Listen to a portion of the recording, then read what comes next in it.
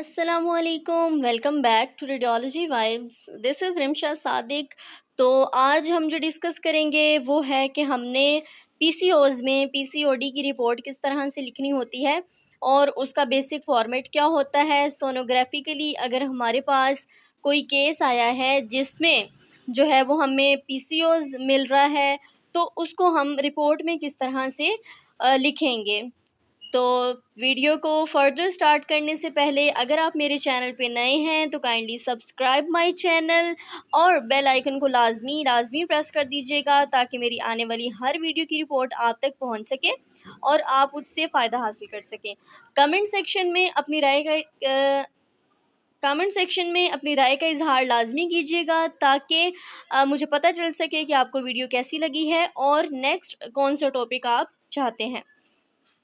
तो हम स्टार्ट करते हैं कि नॉर्मल फॉर्मेट क्या होता है इसकी रिपोर्ट लिखने का, ऑब्स की और जो है वो गायनेकोलॉजिकल स्कैन की। So first of all patient का नाम आप लिखेंगे। हमारे पास जो पेशेंट थी तैयबा थी। तैयबा हमने लिखा, एज लिखेंगे कितनी उसकी उम्र है, जेंडर क्या है, फीमेल। देन हमने डेट इसकी मेंशन करनी है कि किस तारीख को आपने ये स्कैन किया है। यूट्रस में हम लिखेंगे कि यूट्रस का साइज़ जो है वो नॉर्मल है।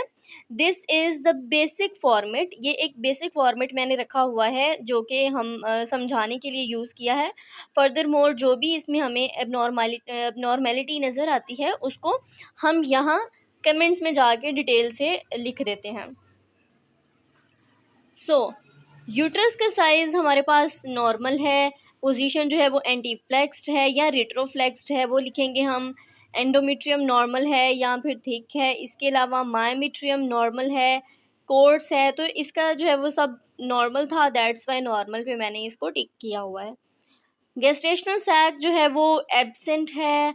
Retained product of conception RPOCs जो है वो हमें यूट्रस में नहीं नज़र आए, these are absent, so absent पे मार्क करेंगे।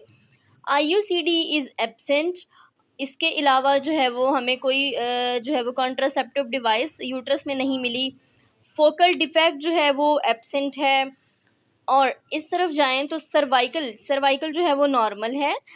फोकल डिफेक्ट हमें कोई भी नहीं मिल रहा, राइट एडिनेक्सम और लेफ्ट एडिनेक्सम। अब एज़ यू नो कि हमने जब पीसीओज का स्कैन करना होता है तो हम उसमें किसको ज़्यादा अच्छे से देखते हैं, एडिनेक्साज को और इसके अलावा ओवरीज को।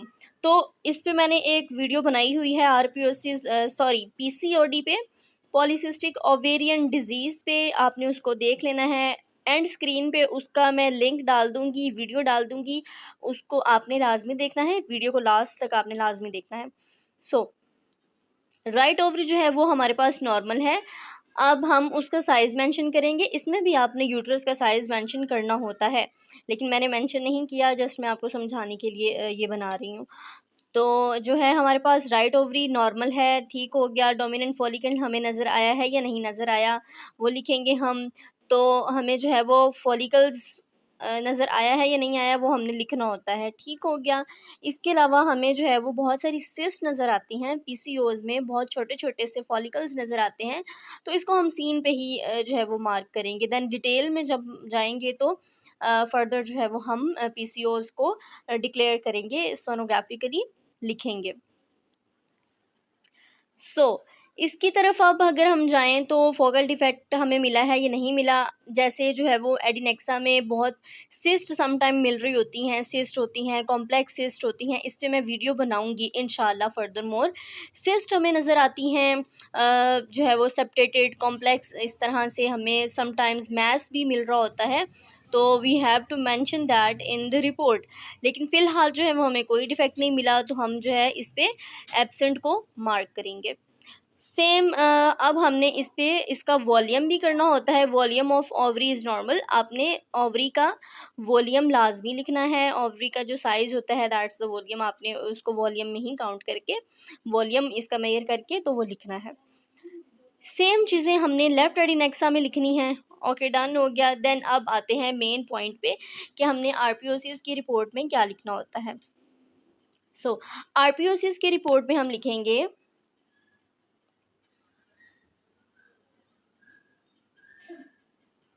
Peripherally arranged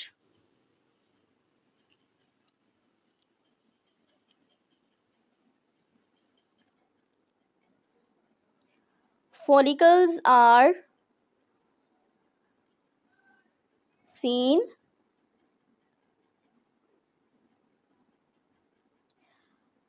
counting up to, या फिर जो है वो in number up to 10 to 12, and the volume of ovary is